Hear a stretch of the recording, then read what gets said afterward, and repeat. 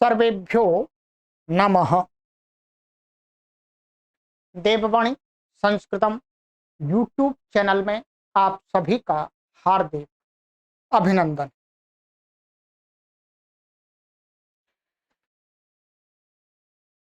प्रिय संस्कृत मित्रों, आज से हम एक नई सीरीज आरंभ करने जा रहे हैं।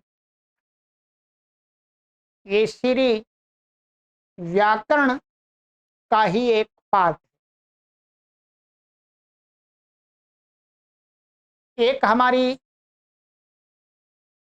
सीरीज चल रही है महर्षि पाणिनि के व्याकरण की, प्राचीन व्याकरण की, आर्ष व्याकरण, जिसको प्राचीन व्याकरण भी कहते हैं, आर्ष व्याकरण भी कहते हैं। उस श्रृंखला में हम महर्षि पाणिनि के सभी पांचों ग्रंथों को क्रमवार पढ़ा रहे, जिसमें अष्टाध्यायी, धातु पाठ, उणादि कोश, गण पाठ और लिंगानुशासन, और इन पांचों को पढ़ाने में और भी सहायक ग्रंथ होते हैं, उनको भी पढ़ाया जा रहा। महर्षि पाणिनि के पांचों उपदेशों को, पंचोपदेश को पढ़ने के लिए सहायक ग्रंथ ये नामिक ग्रंथ है। इसलिए हमने जो महर्षि पाणिनि के प्राचीन व्याकरण की जो हमारी सीरीज चल रही है, लगभग 3 वर्षों से हम निरंतर पढ़ रहे हैं, उसी सीरीज का ये पार्ट है नामिक। जब हमने आरंभ में आपको अष्टाध्यायी पढ़ाना आरंभ किया था, तब हमने आपको कुछ पुस्तकें गिनाई थी कि इस सीरीज में आपको ये पुस्तकें पढ़ाई जाएंगी। ठीक है, तो उसी सीरीज में, उसी श्रृंखला में ये नामिक पुस्तक भी हमने आपको बताई थी कि पाणिनि व्याकरण को, प्राचीन अथवा आर्ष पाणिनि व्याकरण को पढ़ने वाले अध्येताओं को नामिक का भी अध्ययन करना चाहिए। इससे आप व्याकरण में निपुणता को प्राप्त करेंगे। ठीक है, अब आज से हम इस ग्रंथ का आरंभ कर रहे हैं। अभी तक मैंने आपको इस पाणिनीय श्रृंखला में एक वर्णोच्चारण शिक्षा पढ़ा दी है, अष्टाध्यायी भाष्य प्रथमा वृत्ति पढ़ा दिया, आपको लिंगानुशासनम पढ़ा दिया, फिट सूत्र आपको पढ़ा दिए, और संपूर्ण उणादि कोश आपको पढ़ा दिया, और आपको पारिभाषिक हमने पढ़ा दिया, पारिभाषिक जो ग्रंथ है ये पढ़ा दिया। इसी के साथ अब आप पढ़ेंगे नामिक। ठीक है, धातु पाठ को भी पढ़ेंगे। ठीक है, तो नामिका, आप नाम देख रहे होंगे, आज इसके नाम की भी चर्चा कर लेंगे और इसके काम की भी चर्चा कर लेंगे और इसके प्रयोजन की भी चर्चा कर लेंगे। ठीक है भाई, ये नाम क्या का मीनिंग क्या है, इसका काम क्या है और इसका प्रयोजन क्या है। ठीक है, ये महर्षि पाणिनि का ग्रंथ नहीं है, ध्यान रखेंगे। ये महर्षि पाणिनि के व्याकरण में परिपक्वता लाने के लिए, व्याकरण में निपुणता को प्राप्त करने के लिए, अच्छे वैयाकरण बनने के लिए सहायक ग्रंथ है नामिका। ये नामिका ग्रंथ कोई नया ग्रंथ नहीं है, ध्यान रखेंगे। ये महर्षि पाणिनि के समय में भी चलता था। ध्यान रखें, क्या है? नामिकः ग्रंथ महर्षि पाणिनि के समय में भी चलता था, परंतु बीच में वो परंपरा लुप्त हो गई। उसके बाद में महर्षि दयानंद सरस्वती जी ने उसी नाम से और उसी प्रकार की सामग्री का संकलन किया है। ठीक है, ये वस्तुतः सूत्र इसके अंदर जो भी पढ़ेंगे वो महर्षि पाणिनि के हैं। ठीक है, परंतु ये महर्षि दयानंद सरस्वती जी ने नामिकः नामक पुस्तक का लेखन स्वयं तो नहीं किया था। उन्होंने अपनी देखरेख में दूसरे पंडित लोगों को रख करके कराया था। माने महर्षि दयानंद सरस्वती जी के ही मार्गदर्शन में हुआ था। वो बताया उन्होंने कि भाई आपको ये ऐसे इसमें इस प्रकार से कंटेंट तैयार करना है, फिर उसको उन्होंने चेक किया। तो इसलिए लेखक रूप में हम कहते हैं कि महर्षि दयानंद सरस्वती जी हैं, परंतु वस्तुतः इसका जो सामग्री का विषय का लेखन उन्होंने कुछ पंडितों के अधीन सौंपा हुआ था, उनको पंडितों को कार्य करने के लिए रखा हुआ था, उन्होंने लिखा है। ठीक है, जब आप इतिहास पढ़ेंगे तो ये बात समझ में आएगी। परंतु नाम तो महर्षि दयानंद सरस्वती जी का ही होगा, क्योंकि उनके ही मार्गदर्शन में, उनके ही बताए द्वारा प्रक्रिया पद्धति से लिखा गया है। ठीक है, ये पुस्तक आप देववाणी संस्कृतम.com वेबसाइट है, वहां से ले सकते हैं। ठीक है, वहां से ले सकते हैं, अथवा आपको ये पुस्तक और कहीं से भी उपलब्ध हो जाती है तो वहां से आप ले सकते हैं। ये आग्रह नहीं है कि आप हमसे पढ़ रहे हैं तो हमसे ही पुस्तक लेनी है, नहीं। ध्यान रखेंगे, इस पुस्तक को मैं यहाँ बोर्ड पर नहीं पढ़ाऊंगा, इसकी पीडीएफ बना करके नहीं पढ़ाऊंगा। मैं इस पुस्तक को आपको इस बोर्ड पर लिख करके ही पढ़ाऊंगा। ठीक है, क्या हो गया? अब आते हैं नामिका। ये नामिका जो शब्द है, ये महर्षि पाणिनि ने अपनी अष्टाध्यायी के अंदर ही सिद्ध किया है, और मैंने आपको अष्टाध्यायी भाष्य पढ़ाते समय भी पढ़ाया था। फिर मैं आपको रिमाइंडर कर देता हूं। ठीक है, कि नामिका कैसे बना है।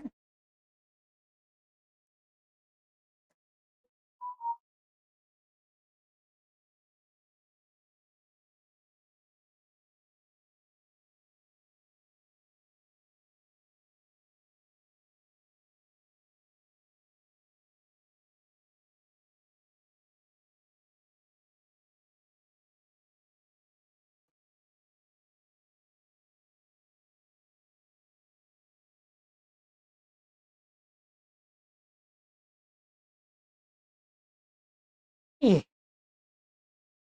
ठीक है,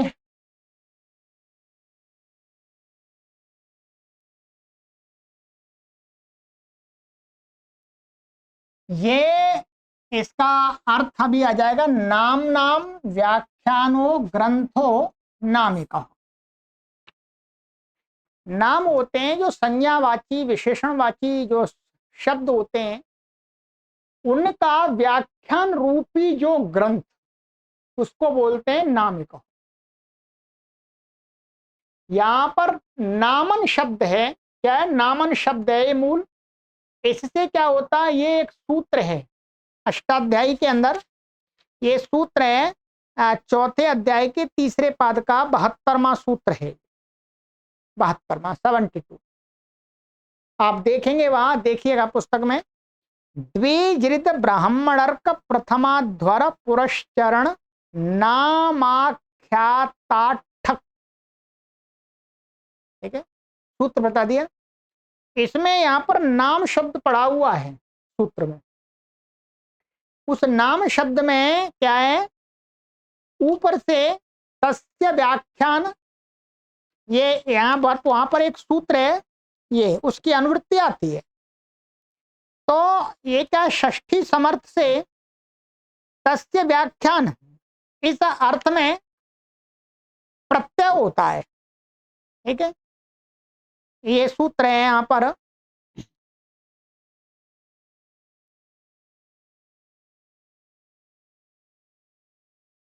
जी,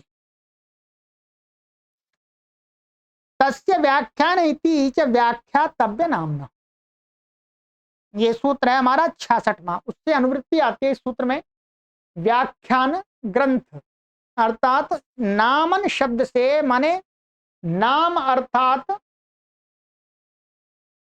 सुबंत कह सकते हैं, जो कोई संज्ञावाची विशेषणवाची या सर्वनाम आदि जो शब्द होते हैं, एक तिगंत और एक सुबंत। तो सुबंत शब्द है उनको हम नाम शब्द कह देंगे मोटे रूप से, सभी सुबंतों को, ठीक है।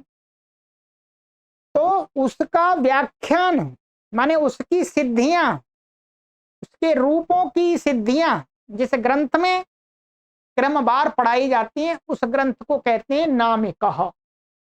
ये ठक प्रत्यय होकर के ये सिद्धि तो आप कर ही लेंगे, अष्टाध्यायी भाष्य आपने पढ़ लिया, ठीक है।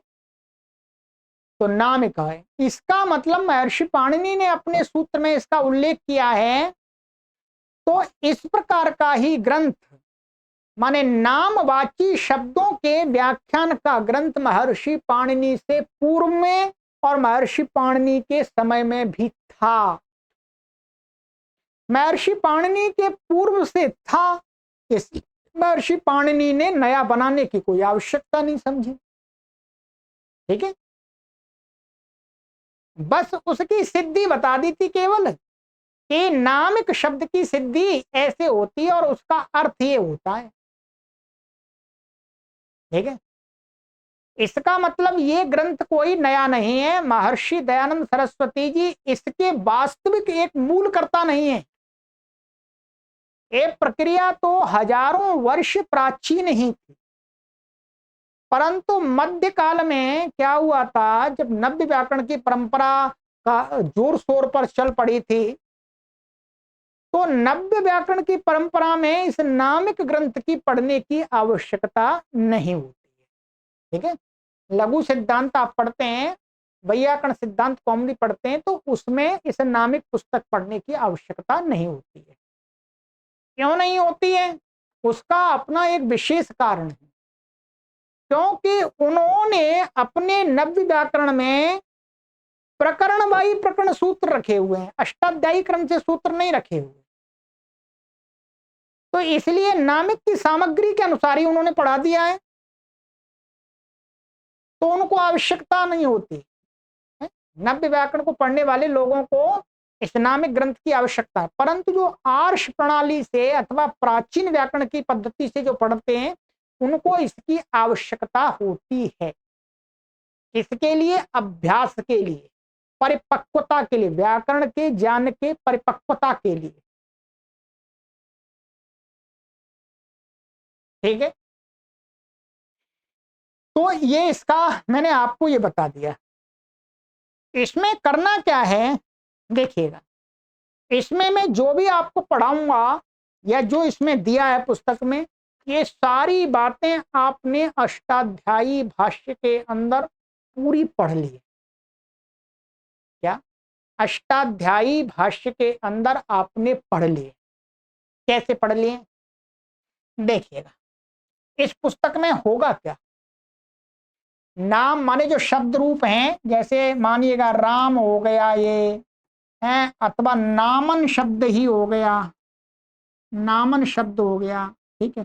कुमार शब्द हो गया, कुमारी शब्द हो गए, ठीक है। इनके सभी विभक्तियों के रूपों की सिद्धि की जाएगी केवल, बस ये शब्द नहीं बनाए जाएंगे, ध्यान रखेंगे। जैसे राम के हम रूप याद करते हैं, प्रथमा विभक्ति, द्वितीय विभक्ति, तृतीय विभक्ति, चतुर्थी, पंचमी, षष्ठी, सप्तमी, संबोधन, इस प्रकार के सभी शब्द हैं जो भी हैं। तो उन रूपों जो कितने 24 रूप होते हैं, 7 विभक्तियों के 3-3 रूप होते हैं, 21 और 3 संबोधन के होते हैं, 24 रूप होते हैं। तो प्रत्येक शब्द के 24 रूप कैसे बन जाते हैं, बस यही इस पुस्तक में आपको समझाया जाएगा। अच्छा, ये 24 रूप राम कैसे बनता है? राम राम से राम कैसे बन गया? भाग से भाग कैसे बन गया? बताओ, आपने ये सीख लिया है कि नहीं सीख लिया? ये तो आपने पढ़ा अष्टाध्यायी में। सबसे पहले ही जब वृद्धराधई हमने पढ़ाना आरंभ किया था तो आपको भाग से भागा सिखाया था। परंतु क्या है, इसी प्रकार से भाग भागौ भागा भागम भागौ भागान भागम भागेन भागाभ्याम भागैहि भागाय भागाभ्याम भागेभ्य भागात भागाभ्याम भागेभ्य भागस्य भागयोः भागानां भागे भागयोः भागेषु हे भागौ हे भागा। 24 रूपों की सिद्धि जो रूप बन रहे हैं, आपने सभी सूत्र इसके पढ़ लिए अष्टाध्यायी में। अष्टाध्यायी पढ़ लिए, ध्यान रखेंगे। परंतु अष्टाध्यायी में पढ़ने के बावजूद भी यदि मैं कोई भी व्यक्ति या मैं आपको पूछूं कि आप राम शब्द के पूरे रूपों की सिद्धि कीजिएगा, हम आपको राम शब्द दे रहे हैं ऐसा बना हुआ, इसके 24 रूपों की सिद्धि कीजिएगा उससे प्रत्यय ला करके, तो हो सकता है अभी आपको थोड़ा सा कठिन पड़ सकता है। क्यों? आपने पढ़ा अष्टाध्यायी के अंदर, मैंने पढ़ाया, परंतु 24 जो रूप बनते हैं राम के, भाग के, कुमारी के, श्याम के, कुमार के, वो किसी एक जगह पर अष्टाध्यायी में नहीं बनते। अष्टाध्यायी में एक जगह नहीं बनते। 24 रूपों को बनाने के जो सूत्र हैं वो अष्टाध्यायी में बिखरे पड़े। क्या है? अष्टाध्यायी जब हम प्राचीन पाणिनि व्याकरण पढ़ते हैं, उस प्रक्रिया में इन रूपों की सिद्धि को करने के जो सूत्र हैं वो बिखरे पड़े हुए हैं। कोई प्रथम अध्याय में से लेना है, कोई हमें द्वितीय अध्याय में से लेना है, कोई तीसरे में से लेना है, कोई चौथे में से, पांचवें, छठे, सातवें ऐसे लेने होते हैं। तो क्या होता है, हम उतने लंबे समय में जब पढ़ते जाते हैं, कहीं पर हमने राम भागा सिद्ध कर लिया, कहीं पर हमने भागौ भागा सिद्ध कर लिया, कहीं पर हमने भागेन सिद्ध कर लिया। ठीक है, इस प्रकार से भिन्न भिन्न स्थानों में हमने पढ़ लिया तो वो ध्यान नहीं रहते। अच्छा, नव्य व्याकरण में क्या है? नव्य व्याकरण में तो इसके रूपों के अनुसार, रूपों की सिद्धि के जितने भी बिखरे हुए सूत्र हैं वो एक जगह रख करके उन्होंने क्या पढ़ा दिए, परंतु वो अच्छी प्रक्रिया नहीं, ध्यान रखेंगे। उससे अष्टाध्यायी के सूत्र समझने में कठिनाई होती है। तो अब आपको क्या करना है, आपने पूरे 24 रूपों की सिद्धि के सूत्रों को अच्छी प्रकार से समझ लिया है। अब मुझे विशेष समझाने में परिश्रम नहीं करना पड़ेगा। अब तो केवल आपको मुझे संकेत करना है, देखो ये सूत्र लग गया, ये सूत्र लग गया, ये सूत्र लग गया, रामा बन गया, रामऊ बन गया, रामा बन गया, रामा बन गया, रामान रामऊ बन गया, रामान बन गया, रामायण बन गया, इस प्रकार से। बस इससे आपको अभ्यास हो जाए। फिर आपको कोई पूछेगा तो आप झट बता देंगे कि लो जी ऐसे। इसलिए ये क्या है, अभ्यास के लिए हम ये ग्रंथ पढ़ा रहे कि आपके अंदर व्याकरण का कौशल उत्पन्न हो जाए। एक तो हमारे पढ़ने वाले विद्यार्थियों के लिए ये सीरीज बहुत ही क्या है, ये आवश्यक है पढ़ना उनको और महत्वपूर्ण। इसके अलावा जो विद्यार्थी संस्कृत विषय को लेकर के एमए कर रहे हैं, आचार्य कर रहे हैं या पीएचडी कर रहे हैं किसी विशेष बिंदु को लेकर के, अथवा बीए कर रहे हैं, शास्त्री कर रहे हैं, अथवा उत्तर मध्यमा कर रहे हैं संस्कृत विषय को लेकर के जिसमें व्याकरण है, उन पाठकों के लिए, चाहे उन्होंने अष्टाध्यायी भाष्य नहीं पढ़ा है, तो उनके लिए भी ये बहुत महत्वपूर्ण सीरीज है। प्राय करके अधिकतर पाठकों की संख्या तो यही है, उन्हीं का बाहुल्य है कि जो पूरा नहीं पढ़ना चाहते, शॉर्ट में पढ़ना चाहते हैं कि गुरुजी बस राम के रूप सीख जाए कैसे बनते हैं, बस इतना इतना ताकत नहीं है हमें कि हम पूरा पढ़ लें। ताकत तो सबके अंदर है। तो उन सभी लोगों के लिए भी बहुत ही लाभप्रद है। इसके अलावा ये सीरीज जो हमारे अध्यापक गण हैं, जो संस्कृत व्याकरण को पढ़ाते हैं अथवा संस्कृत साहित्य को पढ़ाते हैं, चाहे वो क्या प्रोफेसर हों, चाहे वो लेक्चरर हों, चाहे वो अध्यापक प्राध्यापक जो भी हैं, किसी 12वीं कक्षा तक पढ़ाते हों, उन अध्यापक गण के लिए भी ये सीरीज बहुत ही उपयोगी है। इसमें हमें कोई रटाना नहीं है, आपको ध्यान रखें, इसमें रटाना कुछ भी नहीं, ध्यान रखें, ठीक है।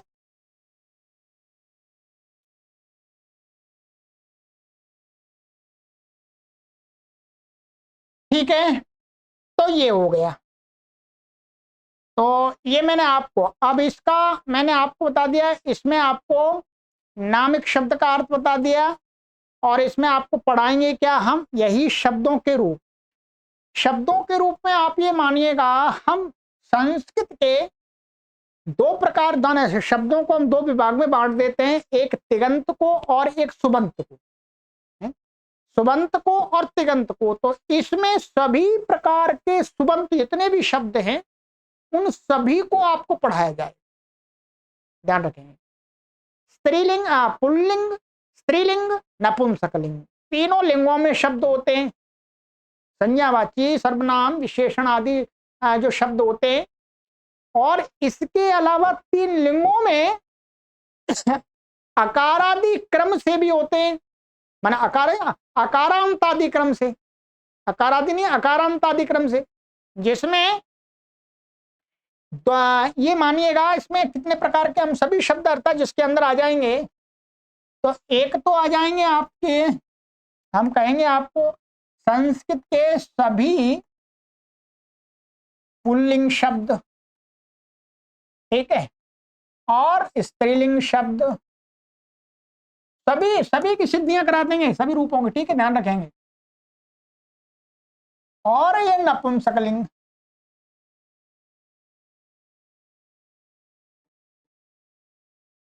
ठीक है, ये नपुंसकलिंग, ठीक है, 3 ही प्रकार के शब्द हैं, ठीक है। इसमें भी प्रत्येक पुल्लिंग में, स्त्रीलिंग में, नपुंसकलिंग में क्या है, एक आज इनको 2 विभागों में बांट देते हैं, अजंत और दूसरे हलंत। क्या, अजंत और हलंत। अजंत वो शब्द हैं जिनके अंत में अचमनित स्वर होता है, स्वर होते हैं, ऐसे आ ई ऊ री ए आई ओ औ, ये जिनके अंत में होते हैं वो होते हैं अजंत शब्द। जैसे फॉर एग्जाम्पल राम, ये शब्द कैसा ह्रस्वकारांत है, ये अकारांत बोलेंगे इसको, ठीक है। और इसी प्रकार से जैसे ये शब्द है सोमप्पा, क्या है, सोमप्पा, ये पुल्लिंग शब्द है और ये कैसा है, दीर्घ आकारांत है, ये ध्यान रखें, कैसा है, दीर्घ आकारांत। सोमप्पा ये पुल्लिंग शब्द है, स्त्रीलिंग नहीं है। तो इसी प्रकार से ह्रस्वकारांत, दीर्घ आकारांत जितने भी शब्द होंगे, माने एक एक शब्द के रूपों को बता देंगे, फिर आप उसी प्रकार के सभी शब्दों के रूप बना देंगे। तो माने इसमें जो वर्णादि क्रम से भी अजंत माने जितने भी अजंत प्रकार के शब्द मिलते हैं, और हलंत माने व्यंजनांत। जैसे ये शब्द है वाच, वाच हो गया, है त्वक हो गया, ये त्वच हो गया, ये क्या हलंत। तो इस प्रकार से हलंत, तीनों प्रकार के जो जो शब्द हमें मिलेंगे अजंत और हलंत उन सभी के रूपों की सिद्धि कराएंगे। सभी के रूपों का मतलब एक रूप का, हमने राम का करा दिया, ह्रस्वकारांत पुल्लिंग का करा दिया, तो अब सभी रूप राम के समान ही चलेंगे। कुमार के भी वैसे ही चलेंगे, राम के भी वैसे ही चलेंगे, श्याम के भी चलेंगे, हैं जितने भी पुल्लिंग में, ऐसे ही स्त्रीलिंग के बता देंगे, नपुंसकलिंग के। तो आपने जो अष्टाध्यायी के अंदर बिखरे हुए जो सभी सूत्र पढ़े थे, उन सभी का अभ्यास आराम से हो जाएगा। आप झट से राम के रूपों की पूरी सिद्धि का वो राम के रूप बना लेंगे, फिर रटने की आवश्यकता नहीं। ठीक है, तो ये हो गया। तो आज की कक्षा ये मात्र हम भूमिका के रूप में ही बना रहे हैं। ठीक है, पढ़ना तो अगली कक्षा से आरंभ करेंगे। प्लेलिस्ट हम बना देंगे यहाँ पर नामिका, तो नामिका प्लेलिस्ट बनेगी उसमें ही, तो उसमें ही आपको सभी ये कक्षाएं क्रम से प्राप्त हो जाएंगी और निःशुल्क हमारा है, कोई आपसे शुल्क नहीं है। ठीक है, ये पुस्तक है, पुस्तक आपको वेबसाइट से उपलब्ध हो जाएगी, मैंने लिंक यहाँ डाल दिया है। परंतु पुस्तक यदि आप नहीं लेंगे, यदि आपके पास में अष्टाध्यायी भाष्य प्रथमावृत्ति है, तो आप उसी से समझ लेंगे, कोई परेशानी नहीं। क्योंकि जो इसमें सूत्र हैं वो सूत्र मैं आपको यहाँ लिख के बताऊंगा। क्या है, इसमें लिख करके बताना पड़ेगा, मुझे समझाना पड़ेगा। यहाँ पर उस सूत्र की हिंदी भी विस्तार में लिखी हुई है, तो वो मैं हिंदी तो शब्दों से समझाऊंगा। ठीक है, तो इसलिए आपको भी समझने में सुविधा होगी। जिनके पास पुस्तक होगी उनको भी पढ़ने में आनंद आएगा, पूरा समझ में आएगा, और जिनके पास पुस्तक नहीं होगी उनको भी समझ में आएगा। ठीक है, अब मेरी तरफ से मैं आपको स्वतंत्र छोड़ता हूं पुस्तक के विषय में। ठीक है, ये पुस्तक मेरे प्रकाशन की नहीं है, अर्थात मेरा प्रकाशन अभी है भी नहीं कोई। ठीक है, तो ये पुस्तक यदि जब तक मुझे कहीं से जहां से उपलब्ध होती है वहां से उपलब्ध होती रहेगी, मैं आपको प्राप्त कराता रहूंगा, और जब उपलब्ध नहीं होगी तो आपको हाथ जोड़ दूंगा।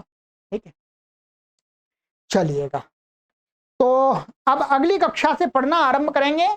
नामिका ये मैंने पूरा विषय बता दिया, इसमें केवल आपको शब्द रूप ही सिखाए जाएंगे। शब्दों के जो 24 रूप होते हैं उनकी सिद्धि कराई जाएगी।